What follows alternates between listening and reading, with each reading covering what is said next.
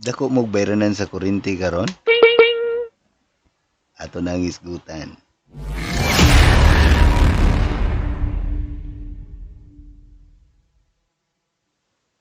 Naay mo reklamo, no? Dila na to isgutan unsang electric company kay imbis tag 500 ra iyahang bill sa kuryente, nahimong 2,000. So ningon siya sa amigo, bay, kuyugi ko na mo adto ta sa office kay moreklamo ko. Ningon yung kauban, nga naman bay. Ang limang ka. Tag 500 naman akong bill kada buwan. Nganong nahimo maning 2,000? Ningon yung amigo, bitaw bay, mo adto pugo bay. Nga naman. Imbis usar man akong suga. 5 ka 500 akong bill. Wa ko'y TV, way radyo, suga ra gid ni. 500 akong bill.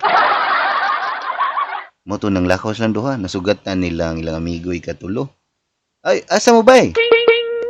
Ay, mo adto mis kuan office sa kanang kuryente kay mangreklamo eh. Nga naman, na kaning usa kay imbis tag 500 yung buwan nahimo ka ng 2,000. Ako agyod.